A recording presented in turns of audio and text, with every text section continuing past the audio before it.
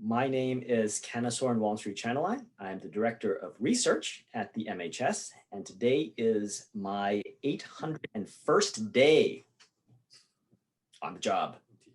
This is one of the most remarkable objects at the MHS, and it's remarkable because it is at the MHS. I had no idea that the Newburgh address was in our collections until I started working here. This is not something that everyone talks about. There's too much of history to cover. But to me, it's really a remarkably important moment. This is the moment of, one might argue, extreme peril during the American Revolution. The fighting has ended. The British have surrendered at Yorktown, but the war is not yet over.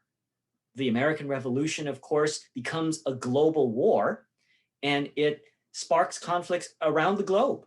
As such, it drags on for 2 more years after Cornwallis's surrender at Yorktown, and during that time, the Continental Army cannot disband.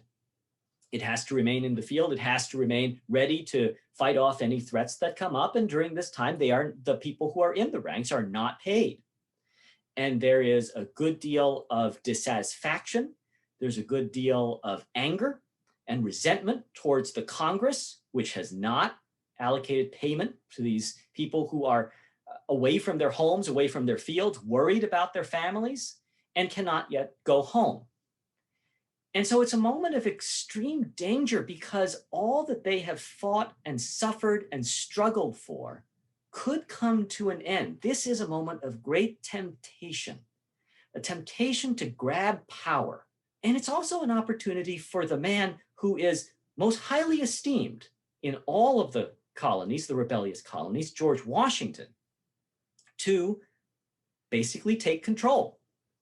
What the American revolutionaries dreamt of was something unlike anything else that the world had seen. A representative government, a civilian control of the military. This is a moment that could have ended all of that.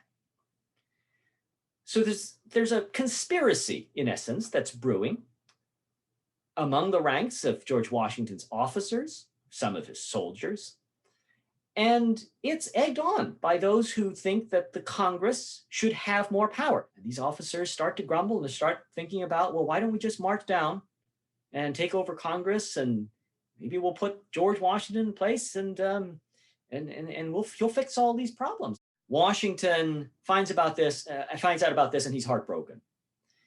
And he understands the suffering that his soldiers have been through. He understands that they've paid a huge price to do this for their country. He understands that they feel resentment towards the Congress and the people who have not treated them fairly. He also understands the problems that Congress faces. But more importantly, he understands that if this goes forward, then the dream that was considered, that was signed, that was the point of the rebellion in the first place, would be ended as well. Here at Newburgh, when he asks his officers in a very dramatic and moving moment to them. This is the story that's told is of him pulling a pair of spectacles from his coat jacket and wearing them to read his prepared statement. He's wearing glasses, something that his men have never seen before. And it breaks their hearts when he talks about having grown old in the service of his country alongside them. And that, his ability to do that, to take all of that anger out by demonstrating the cost on him, this towering figure, this man who had been with them in the darkest valleys and the darkest times of the revolution.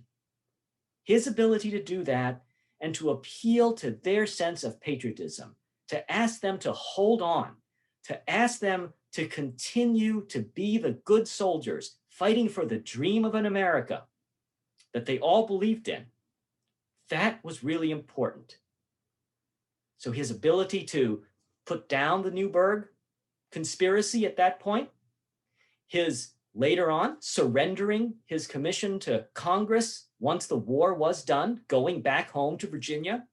Later on, saying 2 terms as president is done. His ability to do this, to turn away from power again and again and again, sets that key example for generations to follow. And there have certainly been people who have been tempted by a military control or overthrow of the government. But in 244 years and 8 months, that has not happened. And that is a remarkable achievement for a nation.